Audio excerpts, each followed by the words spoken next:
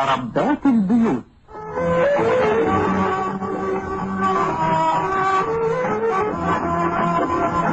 السلام عليكم ورحمة الله وبركاته على اخواتي واصحابي وحبايبي، عاملين ايه واخباركم ايه؟ يا رب كلكم تكونوا في اتم صحة وبخير وعافية، اللهم امين يا رب العالمين. النهارده جاي لكم في موضوع حلو جدا جدا، انا عن نفسي بحبه قوي قوي. ازاي تهتم بنفسك، ازاي تكوني راضية عن نفسك، ازاي تحبي نفسك وترضيها، مش ترضي غيرك، ترضي انتي نفسك. ازاي يا ميمو؟ هقولك. اول حاجة حبي نفسك، مش بأنانية. في حب النفس بالأنانية اني اكره اللي في ايد غيري عشان تبقى في نفسي، عشان بحب نفسي. دي صفة مش حلوة. لا، انا بحب نفسي علشان نفسي دي غالية عليا، نفسي دي هدية من ربنا، نفسي دي ربنا ادهاني خصصني. عارفين ان ربنا سبحانه وتعالى كل واحد في الدنيا جه بأمر من ربنا ونفخ فيه الروح من رحم أمه في وسط حيوات منوية، انك تكوني انتي اللي تخشي الرحم بتاع امك وانتي اللي تبقي على الدنيا. ربنا عايزك انتي اللي تيجي في الدنيا، ربنا جعلك انتي تبقي فلانة بنت فلان تيجي في الدنيا. عشان كده النفس دي غالية، النفس دي جميلة. ليه تهملي فيها؟ ليه تخليكي تبقي قاعدة كده وحزينة وقاعدة كده وانت دموعك على خدك، وانت دايما بتفكري في كل اللي تعبك، ودايما شغلك آراء الناس، دايما موجوعة بكلام الناس. فكرك ان الناس في يوم من الايام هيقولوا لك كلمة تراضي قلبك، هتقعدي كتير تفتكري حد هيقولك انت حلوة كتير، هتقعدي كتير تفتكري ان في حد هيمسح دموعك على طول، هتقعدي كتير تستني. انما انت الوحيدة اللي تهتمي بنفسك وبشياكتك وبأناقتك وتشوفي النقطة القوية اللي فيكي. ازاي يا ميمو؟ بصوا بقى، انتوا لو انا عايزة كنت اوريكم كده الترابيزة، انا مليها لكم حاجات جميلة.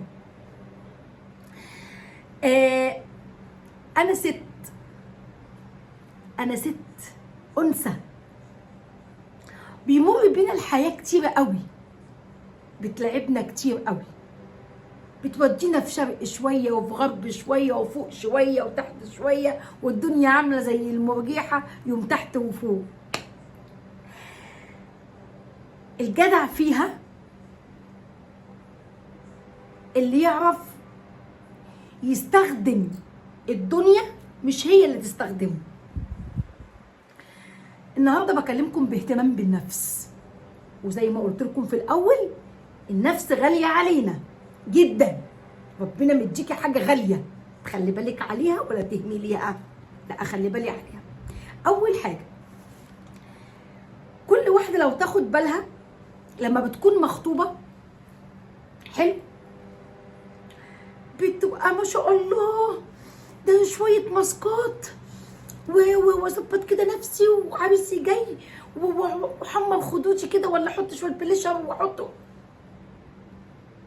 وبرفان بقى، وشي بقى برفانات بقى، ودلعي نفسك بقى وحطي الله بقى كده وهوش وهندمه، وهو جاي على سنجة 10 لابس الحته اللي على الحبل اللي امه غسلها له وكويها وفاردها ومعطرها وجاي بيها.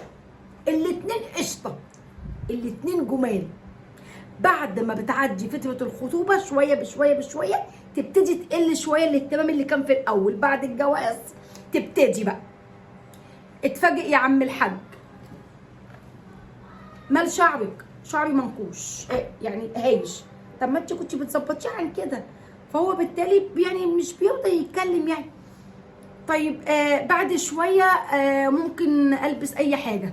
بعد شويه بشويه بعد الحمل بكده بقيت اقوم شكلي صعب قوي، شعري ده واقف على حيله، لو مؤاخذه البرا جايه كده، الجلابيه معرفش معوجه شويه رايحه في حته تانيه، معرفش ايه في ايه. ليه بتعملي في نفسك كده؟ سيبك منه، يعني سيبك منه، انت اللي بتعملي في نفسك كده يا ميمو، ما ضغط البيت والعيال وي وي وي وي وي. لا، انا مظهري فين؟ انت كده بتثبتي له ان انت لما كنت بتتوضبي كنت علشانه هو بس. يعني انت معنى كده مش اهتمامك بنفسك ده اتجعل علشانه هو مش عشانك انت. فهمتي؟ طب انا مش كده، انا مش كده. يعني انا يعني الله اعوذ بالله من قولة انا، لما طول عمري كان جوزي وهو خاطبني كان يخش البيت يلاقيني بنفس طبيعتي. يعني ما كنتش بلبس لبس خروج، كنت بلبس حاجات كده بتاعت بيت حلوه. انا كنت طبيعتي، كنا كده ايامنا بقى، وكنا كبرنا ممكن زبده كاكاو، كبرنا يوم ما نحط زبده كاكاو. وعشان ادلع نفسي قبل ما يجيني معلقه زبادي بمعلقه عسل وادهنهم وافردهم على بشرتي عشان تبقى ناعمه واغسلها كده وتبقى طريه. بس كبري كده، وكبرنا كده شتوكه، وكنت اعمل شعري كده فوق، وكنا لسه لسه يعني حلو الكلام، كناش لسه متحجبنا، اتحجبت بعد الخطوبه. هو أميمة هي ميمو هي دي، في الجواز، في حمل، في ده. هو انا طلع عرفني انا بحب الاهتمام بنفسي. كان لما حتى يعني في يعني في مدار كل سنيني احب البس، احب البس. عارفين، ما كنتش بقى، بس ما كنتش اللي هو بقى الست اللي بتطلب من جوزها وتقعد كده على حيلها كده، انا عايزه. لا لا لا لا والله، انا كنت بعمل زي ما قلت لكم في الاول، اللي هو بحوش ماشي. واهو بصوا انا النهارده مجمعه 100 جنيه، دولت 100 جنيه خلاص، حطاهم عشان ابني هياخدهم للبقال اللي في الشارع، عشان قال له لما يكون معاك فضه هات النهارده والله دولت 100 جنيه هياخدهم ويجمدهم لي 100 جنيه خلاص. انا اهو عملي بتعامل معاه، اشتري منهم ب 100 جنيه اللي انا عايزاه، بره مصروف بيتي، بره اي حاجه، ما جرحتش اي حاجه. ال 100 جنيه دي التحويشه بتاعتي، انا بجيب منها اللي انا عايزاه. ازاي اهتم بنفسي؟ زي ما قلت لكم، انا دلوقتي معيش جوزي. هل انا علشان معيش جوزي انا اقعد شكلي وحش مبهدله في نفسي، ما بلبس اكسسوار، ما بحطش؟ لا، انا قعدت، لان انا بقالي حوالي دخلت في 5 سنين، سنتين والدي كنت عامله حداد على والدي، سنتين لا اكسسوار ولا لبس ولا ميك اب ولا سنتين، ولضمت في سمير جوزي على طول 3 سنين. لسه بادئه بقالي كام شهر يعني كده في المناسبات، بدات في المناسبات افك شويه، وبدات ارجع. لسه برضه بلبس الاسود، بس بلبس يعني اكثر، والبس حاجات اسود منغمشه، البس كده. بس بقالي فتره اللي هو لا، يعني نظافتي الشخصيه هي من اول حتى ما جوزي ما توفى، نظافتي الشخصيه هي نظافتي الشخصيه، في كل ما تتخيلوه بيتعمل. الحاجه كمان التانيه البرفان، طبعا قعدت مش 4 بقى شهور، ربنا طبعا قال 4 شهور و10 ايام، لا احنا قعدنا سنتين. يعني ما كبير ممكن احط حاجه مخمريه، مزيل عرق، حاجات كده للنظافه الشخصيه خلاص كده. انا ما بحبش الميك اب عامه. الميك اب بالنسبه لي عباره عن ماسكارا، كحل، قلم روج، يعني لو الحواجب حاجه بسيطه. طبعا هتلاقوا كذا ماسكارا، كذا نوع ماسكارا، لان انا مدمنه الماسكارا. انا بحب الماسكارا جدا، لان انا اصلا رموشي خفيفه قوي قوي، يعني تحت وفوق، وتحت يكاد يكون ما عنديش رموش جدا يعني، تمام. فلما بروح الماسكارا بتحيي وشك، مش ميك اب اللي انتوا لا والله ما عندي ميك اب، ما بحطش ميك اب، ولا في فرح بحط ميك اب كبير، هو ماسكارا. فطبعا الماسكارا بتبقى تقيله شفافه، بسيطه شويه، نوع مثلا حد شكر لي فيه برضو يبقى حلو، تمام. بالنسبه للكحل جبت برضو انضف انواع الكحل، برضو بحب الكحل جدا، بحب اللي هي ما بيسحش، ما بيبهدلش العين، بشتريه غالي، ما بشتريش رخيص، بشتريه غالي علشان مظهري. ودي ابسط الامور قوي قوي قوي. كحل حاجه بسيطه، مسكره علشان انا حواجبي مش تقيله خالص فتخلي وشي منور. تمام كده. ادي اللي بستخدمه. الكونسيلر على فكره انا اشتريته وما بحطش كونسيلر ولا بحط كريم اساس ولا بحط اي حاجه. اهو القطن ما بتكدبش طبعا، القطن بتاعي تمام اهو، القطن اهو، وانا ما بحطش اي كريم اساس. هتلاقوا بس ممكن ايه مطرح العبق بس، ماشي. ما بحطش اي كريم اساس ولا اي حاجه. خلاص. طبعا اول حاجه اي منظف بشره انا بحب دوت وبستخدمه من زمان لانه هو حنين على قد الايد. تمام. في قطن كده في وشي. تمام. على قد الايد. طبعا في غسالات كتيره قوي. حلو. انا بقول ابسط الامور. حلو.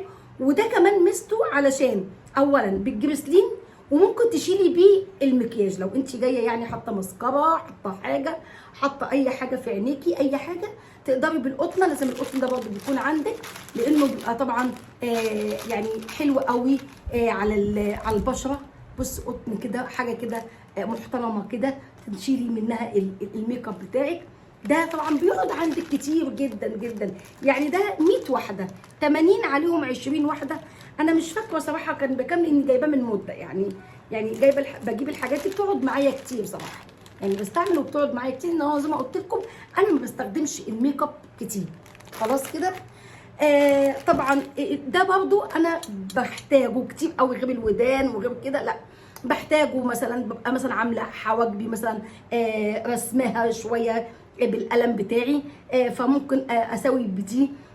ممكن اكون هنا هو الكحل او القلم مطرح ما بحط فانضف بيبقى على قد الحاجه. العين لازم يكون موجود معاكي. حاجات بسيطه جدا ب5 جنيه ب7 جنيه، حاجات بسيطه جدا جدا.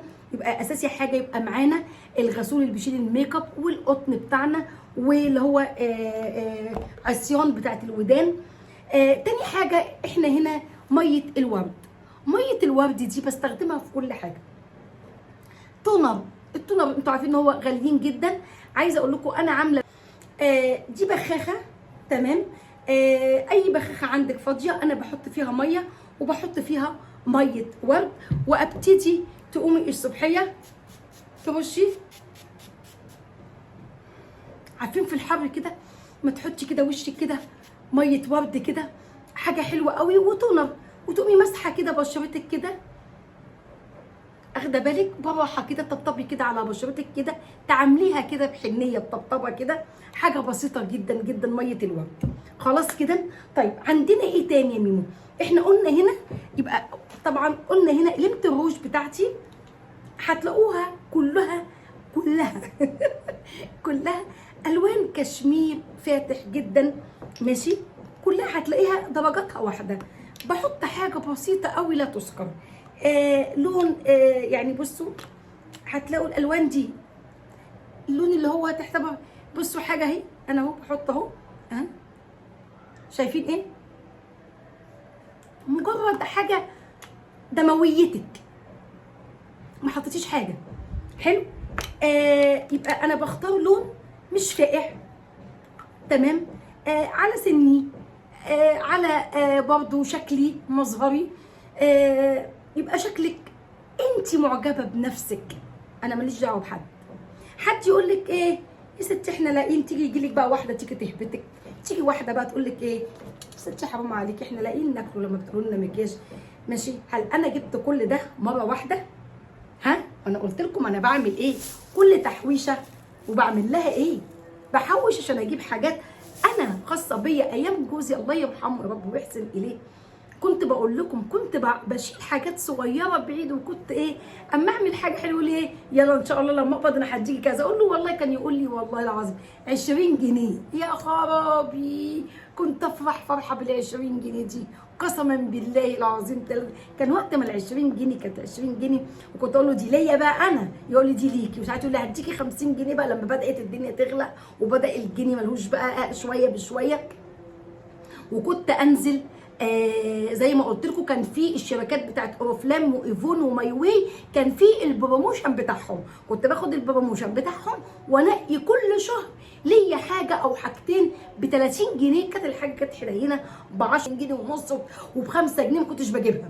كنت انا بقى دايما كنت اجيب ايه قلم ابوجه ب 30 جنيه، يقول لي ايوه مش ب 30 جنيه، اقول لهم لا ما انا ما احطش حاجه في بقي يشقق ويبقى حاجه مضروبه من تحت السلم، لا انا باخدها من شركه زي شركه اماندا اللي هي فيها الكونسيلر ده. شركه اماندا انا بحترمها جدا جدا جدا، سواء في الكونسيلر او بس انا ما بستخدمش كريم اسيد، ما بحبهمش خالص. برضو من اماندا بحب اجيب، بصوا انا يعني مش بحب طبعا احط الاحمرات في ضوافري او اغير شكل ضوافري، لا انا من النوع برضه اللي ما بحبش طول عمري من وانا بنت لغايه الان، فكنت طول عمري بحب الابيضات كده. يعني ده كمان عايزه اقول لكم مش لون ابيض، بصوا هتلاقيه شفاف جدا. بصوا هو عباره عن ايه يعني، بصوا بصوا شايفين اللون، ما فيهوش لون خالص. ده بعمل ايه مثلا رايحه مثلا مناسبه، رايحه مثلا في حته معايا الاسيتون انا بصلي، احط كده تمام، وانا راجعه بالاسيتون اشيله مجرد يدي لمعه نظافه مع نظافه الضوافر، واحط لمعه بسيطه تمام.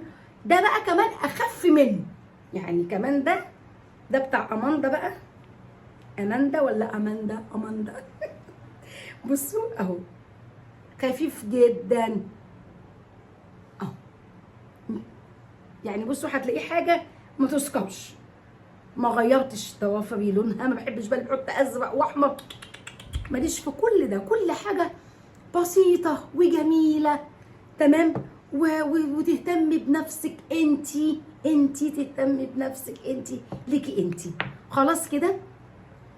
طيب احنا قلنا زي ما قلت لكم انا واحده عاشقه الماسكارا، هتلاقوا عندي التقيله المكثفه البسيطه، طبعا كل دول جبتهم في مره، لا اكيد انا مش هجيبهم في مره يعني، ده انا بتقعد معايا الماسكارا كتير جدا، لان انا رموشي خفيفه وصغننه ما بتاخدش يعني، غير بقى اولادي سفاحين، يعني عندي بنتي سفاحه يعني ممكن تخلص كده الواحده دي ما شاء الله، من ساعه ما اتجوزت لقيت حاجتي قعدت معايا شويه خلاص. طيب خلصنا من الماسكارا زي ما قلنا كده، وقلت انا الواحده طبعا الميك اب ده لوحده. طيب اهم حاجه زي ما انا قلت طبعا الاستحمام، واي بقى يعني بصوا يعني ده طبعا اي اسبري بتاع الجسم، بعد بقى ما خدتي الشاور بتاعك بالليفه المغربيه عليها السكراب بتاعك، ورحتي دعكتي جسمك حلو وطلعتي، انا بحب ريحته قوي ماشي بنفس، خلي بالك هو بس هو في الحمام ليه الشاور بتاعه خلاص. لما تستخدمي الشاور بتاعه وتقومي حاطه الاسبري، الله احساس تاني، انت رحتي في حته تانيه خالص، تحسي ان حاجه امتصت منك، وقفه المطبخ، الثوم، البصل، ضحك الحمام، تنظيف البيت، كل ده اما تقعدي ساعه مع نفسك استحميتي، حطيتي الاسبري بتاعك، غسلتي بشرتك، نظفتي بشرتك، حطيتي التونر بتاعك في بشرتك، خلاص كده. طب تمام، عملت ايه تاني كمان؟ انت لو في الحر طبعا بنزل احط السان بلوك بتاعي، طبعا السان بلوك بتاعي في واحد تاني كمان بالكريم الاساس تمام. يعني ده لو انت بتحبي تحطي كريم اساس وبتحطي ومحتاجه الاثنين، ممكن تاخدي 2 في 1، وسعره مش كتير قوي بحوالي 70 جنيه.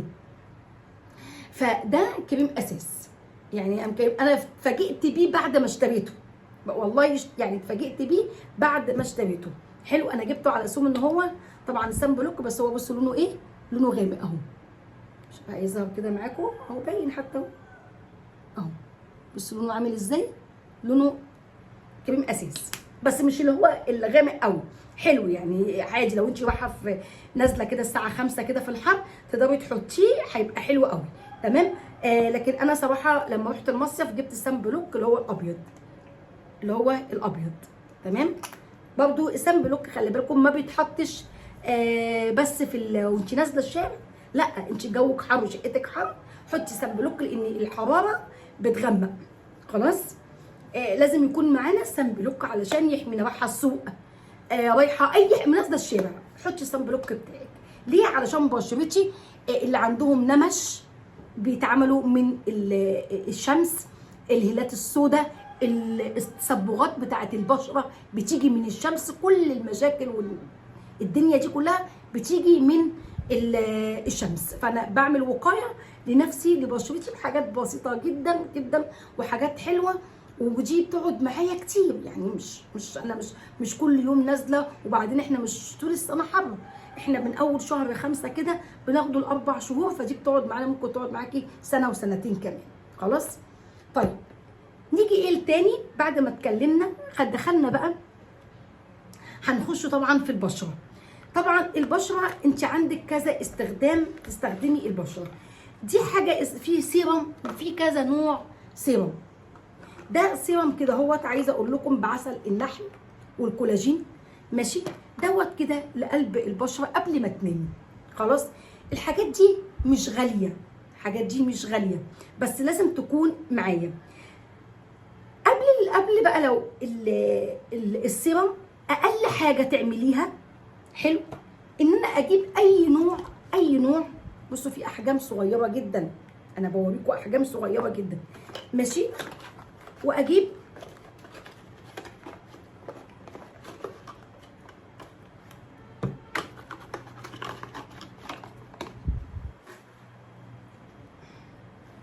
تمام.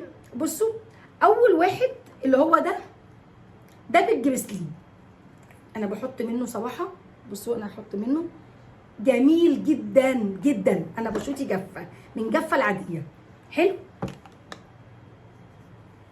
عارفه تحسوا ان هو ايه بقى، مش الملمس اللي هو، انا ما بحبش الملمس اللي هو زي الميه خالص كده، يعني ما يديكيش كده تحسي النعومه، لا ده بيديني نعومه الجريسلين. وانا بحب جدا، من الناس المحبين للجريسلين صراحه، لان انا بشرتي جافه، فانا بحب جدا الجريسلين. بس ميزته بقى يعني بيديكي طبقه، بس مش الطبقه اللي هي ايه مزيته، اللي هي تفضلي ايه في ايدك تحسي انت زي انا عايزه تمسحيه بفوطه، لا بصي امتصها، الايد امتصتها. طيب وتاني واحد دوت بفيتامين، ده تاني علبه كريم دوت بفيتامين اي. خلاص. فيتامينات طبعا احنا محتاجين فيتامين اي، اللي احنا كلنا متدمرين يعني، وفي خضار كتير مش بناكله، واغلبيه الفيتامينات اللي احنا بتبقى ناقصه عندنا، فاحنا عايزين يعني نهتم جوه وبره المفروض. ولكن احنا لما بشرتنا برضو يعني ايه لو ما وصلهاش غذاء، فاحنا بندوها طبقه كده سطحيه علشان ما تتاثرش بعوامل البيئه اللي احنا حوالين فيها ديت، بالنسبه للشمس، العربيات، للجو حر، الجو فيه رطوبه عاليه. احنا في اسكندريه طبعا الجو عندنا فيه رطوبه عاليه فبيأذي بشرتنا. خلاص. طيب والثالثه دي بقى طبعا الكريمات دي، ده هنا برضو بالجريسلين للتجاعيد، التجاعيدات اللي عند عينينا، التجاعيدات هنا يعني لما يعني بصوا مش لازم نكون احنا يعني اكيد طبعا هقول ايه، مش معقول مثلا الكريمات بتبقى حنينه دي هتعمل التجاعيد وتعمل الكولاجين اللي ناقص في بشرتنا. ولكن انتوا عارفين لما بتكون انتوا يعني ان احنا مش قادرين نجيبوا حاجات غاليه، بس احنا يعني سايبين حاجه ناشفه، انتوا فاهميني؟ يعني انا ما سيبش بشرتي ناشفه خالص، يعني من كتر الجفاف تشقق مني، يعني اقول بسم الله وربنا يطرح في الرخيص ده، يحط ربنا فيه على قد نيتي ومستطاعتي، كاني بحط كريم ب1000 جنيه في بشرتي. يعني الكريم ابو 50 جنيه ربنا يديني فايده ابو 1000 جنيه، ما ربنا عارف مستطاعتي، انا ما اقدرش اجيب ابو 1000 جنيه ماشي. ولكن ما اسيبش نفسي جافه، ما اسيبش نفسي ان انا يعني متدمره. خلاص. طيب الكريم التاني برضو احنا قلنا واحد بفيتامين اي، للتجعيد، والتاني بالجريسلين علشان الجفاف بتاع البشره. كل ده بيحمينا. خلاص كده يبقى عندي كريمات البشره اهيت ما شاء الله. ده حاجات والله سعرها ما هو غالي، فطبعا انا كنت حابه ان يبقى معايا كريمات علشان الميه بتاعت مطروح طبعا ميه بتبقى مالحه قوي قوي، وطبعا وحمام السباحه بيبقى فيه كلور وفيه حاجات، كل ده بتاثر على بشرتنا مع الشمس. انت بتبقي طول النهار في ميه مالحه وشمس، ميه مالحه وشمس، فطبعا عايزين حاجه تغطي.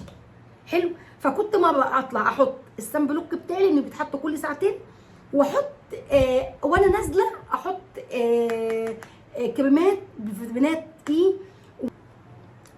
وطبعا برضو ما بستغناش عن برضو ترطيب البشره. تقولي في حاجات كتير ترطيب البشره باسعار بكده، بحب دايما يعني استخدم اي حاجه لبشرتي دوت كده. صراحه كنت مع واحده صاحبتي في المنشيه، الكلام ده من رمضان اللي فات، فكنا جايبين المجموعه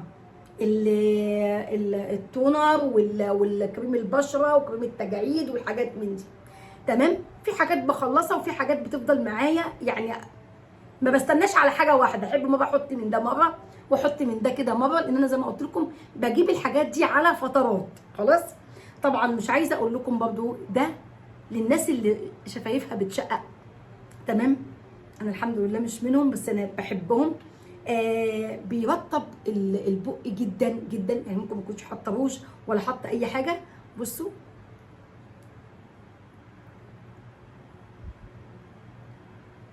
نعومه نعومه نعومه جامده جدا، ريحه حلوه. انت مش حاطه اي حاجه خالص خالص. طلعتي خدت الشاور بتاعك، حطيتي الاسبري بتاعك، حطيتي بصي يعني لمسه كده لشفايفك الحلوه، وانتي بتسرحي شعرك بشويه توك، لو توك كده استك كده، ورفعتي شعرك كده لفوق وعملتيه كيرلي كده من ورا، ولبستي بيجامتك الحلوه، لبستي قميصك الجميل، هدوم النوم بتاعتك الحلوه، وقعدتي اقري قران، سبحي، وانتي شكلك حلو. ان الله جميل يحب كل شيء جميل. احنا بنصلوا يعني احنا يعني ليه ما بقاش جميله؟ ليه ما بستخدمش كل ده؟ طبعا لشعري طبعا من السيرم اللي انا بعشق السيرم جدا جدا جدا. بعد ما كنت عاشقه وما زلت برضو كريم كازانوفا. كريم كازانوفا ده سعودي. تمام. يعني كنت انا وجوزي يعني بقول لك يعني بنخبوه من بعضنا، يعني كنت اجيب بالاثنين. هو مع ان شعره كان ناعم جدا، الله يرحمه، شعره ناعم جدا دوني، بس هو كان بيحبه قوي، وانا كنت بعشقه. يعني دايما اروح الاقي الابيض اللي هو بالجوز الهند او التاني، لا انا بعشق اللي هو الاصفر ده. تمام. ده كازانوفا وده سعودي. بصوا عشان من الحر، بصوا من الحر ده بقى في الشتاء بيبقى عامل زي ايه، جامد كده، انما هو بصوا من الحر سايب خالص. خلاص. ده انا بحبه جدا برضو. بس صراحه لما بتعملي بروتين او بتعملي اي حاجه في الشعر فبيبقى حلو قوي السيرم، فانا بحب السيرم ده جدا جدا. استخدمت كمان السيرم لوريال، بس صراحه ما جاش على شعري، يعني انا ده ما جاش على شعري، بس عادي يعني بقول لابني يستخدمه، يقول لي ماما انه حلو، ما اقولوش ده حلو، اقول له خد ده حلو. محدش يقول له. يقول لي ايه؟ طب ما احط ده، لا لا ده بينشف الشعر، ده مش حلو، ده خد ده، خد ده جميل، ده بيخلي شعرك جميل، خد ده. لغايه ما ابا بيخلصوا. ماشي. طبعا في كريمات بقى برضو من الكريمات الحلوه ما بيجوا بقى طبعا احفادي. بحب يعني اشكل في كريمات الشعر برضو، لان بنتي قالت لي والله يا ماما انا بنتي بيجي شعرها على ده، فجبته لها. لما اي حد بيعجبه حاجه انا بجيبها، مش لا شرط عشاني، علشانهم. انا معوده بناتي على النظافه وعلى كل ده، وزي ما قلت لكم صدقوني انك تعودوا بناتكم واولادكم من صغرهم هيطلعوا شبهك، تبقى الاصل كوبي منك في بيتهم. يعني انا ولادي جوازهم يقولوا لي كده، ده الكوبي منك، ودي حاجه طبعا بتفرحني ان هم مهتمين بنفسهم بنظافتهم الشخصيه، فكل دي حاجات طبعا بتبقى حلوه وجميله جدا طبعا. طبعا كل الحاجات اللي وريتها لكم دي ما بتتجابش من يوم وليله، زي ما قلت لكم شهر جبت فيه غسول. طب انا عندي الغسول ده بقاله شهرين، بصوا لسه بحاله، خلاص مش هجيب غسول تاني. يعني مثلا لو انا محتاجه بقى حاجه غير مثلا النوع ده، يعني 1 أو 2، بس انا مش محبين يعني ايه، محبش الكتر قوي يعني. خلاص اسبري حلو، خلاص عندي 2 خلاص حلوين، عندي مزيل عرق، عندي مخمريه، عندي كذا حاجه. يبقى خلاص الدنيا حلوه اتظبطت معايا. ما بجيبش بقى حاجه. ميه الورد بتقعد معايا كتير كتير. ميه الورد بجيب كل فتره وفتره. انا كمان بستخدم ميه الورد في حاجات تانية كمان. بحب احطها في الميه اشربها على فكره. في بقى لان هنا عايزه اقول لكم في ميه ورد يبقى مكتوب عليها للتجميل فقط، دي ما تقدريش تحطيها في ميه تشربيها خلاص. انما ميه ورد بس كده دي اللي تستخدميها. تمام. تاني حاجه، الناس اللي عندها تقول لك جسمي حساس. انا عندي طول ما انا قاعده احمل كده كاني شوك في جسمي. يجي جوزك يجي جنب مني اقول له ابعد عني، انا مش هقدر، جسمي مولع نار، ابعد عني. لا حطي كلاميرا دي جونسون او اي نوع، حلوه قوي قوي، حطيها على جسمك بعد الحمام، هتطفي الهرشان بتاع جسمك. تمام. دايما بجيبها عشان اولاد الصغيرين، لو حد كده طفل صغير مش هيعرف يتكلم، فدايما في الحر احطها لهم علشان ما يحسوش بالمطرح الكدلس ومطرح الحاجات دي، فيدهنوا كده عشان الجو الحر اللي احنا فيه ده. حبايبي انا وريت لكم شويه حاجات، وزي ما بقول لكم والله ما فيش حاجه منهم بتتعدي ال 100 جنيه. وكل مره بجيب حاجه. انا في طبعا لسه يعني معايا حاجات خلصت وحاجات، يعني انا مش موضوعي ان اقول انواع وماركات وبراندات، ده مش موضوعي خالص. موضوعي ان انا ازاي تحبي نفسك. وريت لكم وبقول لكم وانا ما معيش حد. مش معنى كده ان انا انت قد كده يعني ليكي نفس تحطي كل حاجه من دي وبتهنى وسيرم لشعرك وتعملي وتحطي وتلبسي اكسسوار وتحطي ببشرتك وتحطي، انت قد كده يعني. انا شايفه ان انت يعني مش المفروض تكوني زعلانه على جوزك قوي زي ما احنا شفنا كده في فيديوهاتك اللي فاتت، اللي انت بتموتي نفسك عليه وبتعيطي فانت ما تكونيش عندك فوقان ان انت تهتمي بنفسك. طب انا عايزه اقول لحضرتك على حاجه. اظني انت طبعا مش معايا، انت معايا بس ربع ساعه، التلت ساعه اللي انا بديها لك دلوقتي، صح؟ يعني اكيد انا بعيط كتير ومعايا على طول، لان انت مش هتزعلي يعني اكتر مني، انا ده ونيسي وحبيبي. لكن لما يجيلك في المنام حاجات، كنت دايما اقول للناس والله العظيم ما بكذب، والله العظيم ما بكذب. يقولوا لك الميت مش بقى ميت، ده روحه صاعده عند ربنا فوق، وبيجيلك في المنام تخاطرات في المنام، خدي منها هتعرفي تعملي ايه، تكملي ازاي. كنت دايما ادعي ربنا يجيني في المنام. كنت بقعد ادور على اليوتيوب على الناس اللي افتقدت زوجها، هي لسه عايشه، هي لسه واقفه على رجلها، هي لسه بتهتم، ممكن ترجع تاني. كنت مستبعده خالص ان ممكن في يوم من الايام امسك اسبري كده وارش كده، دي مش ممكن. انا كنت ريحتي حلوه وطيبه، كنت مش والله العظيم 3، والله العظيم 3 كنت بنص ليمونه. انا يعني انا بحب نظافه. ناس تقول لي ناس كانت كاتبه لي نص ليمونه بتعمل التهابات، لا ما كانتش بتعمل التهابات ولا كانت بتعمل حاجه. اللي جسمه حساس بقى وما يغيرها يعمل حاجه، يحط شبه مسك، كنت بحط كل ده، كان بيبقى عندي حلو. ومن اول يوم نظافه، بطلع من الحمام ريحتي طيبه، انا ما بعملش حاجه، انا بصلي لربنا. انا لو كنت بتعملي ده عشان تقفي قدام جوزك فانت بتقفي قدام ربنا، لازم تكون ريحتك طيبه، انت بتحطي سجاده الصلاه بتقفي قدام ربنا. كنت بقى بقول لكم ما كنتش بحط بقى ماسكارا ولا روج ولا كريم بشره، ما كنتش، لا كل ده في سنين، مش مده 4 شهور 10 ايام زي ما ربنا كمان امرنا، لا احنا قعدنا سنين خلاص. لكن لما دخلنا في حاله نفسيه، وبقيت كل ما اجي البس جلابيه احس ان اقول له هو فين اللي كان بيقول لي الله عليكي ايه الجمال ده، او اقول ايه يا من الله عليك يا من ايه كلمه طيبه، كلمه حلوه كنت بسمعها منه. اما كنت احط كده، انا من النوع اللي كنت احب كده اعمل كنيش كده واعمل بتوكه، والله توك رفيعه دي، واحطها كده واعمل كده كنيش كده واحط حاجات بسيطه كده ماشي. انا حابه نفسي، انا كنت بعجب الاول بنفسي وبعد كده اطلع له. لما اجي اطلع له هو اقول له ايه رايك؟ طب ما قلتيش. قول لي ايه رايك في ايه؟ والله يا منى انت في كل حاجه حلوه. يعني انا الاول تهتمي بنفسك، بعد كده انت تطلعي بقى حلاوتك دي وطاقتك اللي انت شايفه نفسك جميله. بس ما حدش يقول لك انت عجزتي، انت كبرتي. مين يحدد ده؟ انت اللي تحددي ده، مش حد تاني. ما حدش ليه عليكي يقولك انت كبرتي. ما احنا بصي، لغايه ما ربنا ياخد امانته ووضيحته، ربنا مديكي نفس على الدنيا تعيشيها. اعيشها بقى كركوبه، اعيشها صبيه، اعيشها فيا حيويه، دي حاجه بتاعتي انا اللي اقدر املك لنفسي. سن الثلاثينات نعيشوها، الاربعينات نعيشوهم، مفيش مشكله، بس اعيشهم وانا حلوه.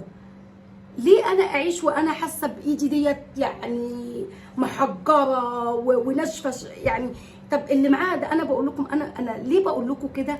بديكم خبرتي وبديكم اقول لكم اهتموا بنفسكم. مش لازم يكون جوزك جنب منك، الست اللي ما اتجوزتش، الست اللي مطلقه، الست اللي ارمله، الست اللي لسه ما جالهاش ابن الحلال، مش لازم اقول لا انا اهمل في نفسي، انا يعني هعمل لمين؟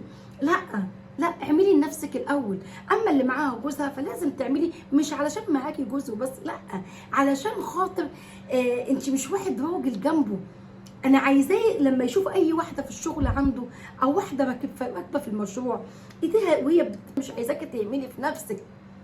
زي ما كل حاجه في البيت اساسيه ولازم تتعمل، لازم انت كمان تهتمي بنفسك. انت نفسك دي هديه من ربنا، حافظي عليها ارجوكي. حافظي على ايديكي وعلى ضفرك، المبرد يبقى جنب منك على التسريحه. حلو تشتري مبرد كده وتحطي ضفرك الكسر مطرح المواعين، اعملي كده بالمبرد. حلو.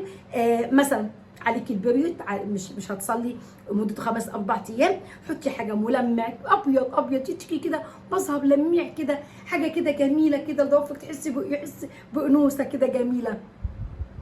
خلصتي مطبخك وخلصتي غسيلك وخلصتي، البسي جلابيه حلوه بتاعتك، رشي اسبريه حلو، اخده بالك انت، وارفعي كده شعرك واقعدي كده اتدلعي كده بحته كده شبشب كده يطرقع في الراحه وفي الجايه. اعمل لك قهوه، اعمل لك شاي، اعمل لك معرفش ايه، يخلي ما تخلوش يروح قهوه. يروح قهوه فين؟ هيسيب الجمال ده ويروح قهوه؟ هيسيب العسل ده ويروح قهوه؟ مش هيروح في حته هيلزق جنبك. اعملوا حته كيكه صغننه خالص كده ماشي، وقطعيه على 4/4 وادينا عصير مانجا كده، واقعدي كده افتحي التلفزيون كده، شغلي اللي هو حابب يشغله. حتى لو انت مش حابه الماتش، تحليل الماتش، الاخبار، مش مشكله، اقعدي كده جنبه وكانك مستمتعه، واسالي على حاجات انت مش عايزه تسالي فيها، بس اسالي فيها له. هو على كده بقى دول خسبوا المره اللي فاتت ولا كسبوا؟ طب ولو كسبوا المره دي ايه اللي هيحصل؟ يبقى الموضوع يجيب موضوع كده وانت جنب منه كده، اخده بالك عشان حلوه كده طيبه كده. تقومي عامله بقى كده، عايزه تبيني بقى ريحتك كده، اجيب لك مش عارفه ايه، طب اجيب لك ايه، اختي كده على ريحتك عماله تهفف يمين وشمال وشمال ويمين. كل ده حاجات جميله، ويا رب يبارك لكم في جوازكم وما يتحرموش منهم ابدا يا رب، ابدا ابدا ابدا. الراجل ده حاجه حلوه وحاجه عظيمه. يعني لما جاني زي ما قلت لكم، ما حكيت لكمش كلام، خدني ان هو حاببني اكون انا، وكذا رؤيه جاتني كده وكذا حاجه. لما يقول لي روحي الكوافير واعملي روحي اشتري، والله العظيم 3 انا ما بكذب.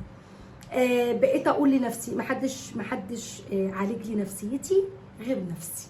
انت بس اللي هتعالجي نفسك، انت بس اللي هتقدري تخرجي نفسك من اللي انت فيه، انت اللي هتطبطبي من نفسك. كل حد بيمر بحاله نفسيه، اقعد مع نفسك واقعدي شوفي، افرحي نفسك باي حاجه من اللي وريتها لك. لو مش بالحاجات دي او الحاجات دي موجوده عندك، ابدأي ان انت اخرجي. شوفي لك صاحبه حلوه، اقعدي على كافيه انت وهي مره في الشهر كده، يوم القبضيه، اقعدوا انتوا الاثنين، اعزموا بعضكم على غدوه بره، حكي معاها كده مع بعضكم. كل الحاجات دي انا عارفه ان كل ما بقول مش هطول عليكم مش هطول عليكم، وبالفعل انا طولت عليكم، سامحوني. عايزاكم تخلي بالكم من نفسكم وتهتموا بنفسكم اكتر من كده بكتير، وما تخلوهوش الحياه تلهيكم عن نفسكم. وقفي وصلي وانت ريحتك حلوه وبرفان، ودلعي نفسك وابسطي نفسك. اشوفك على خير مع فنجان قهوه مع مين. باي باي.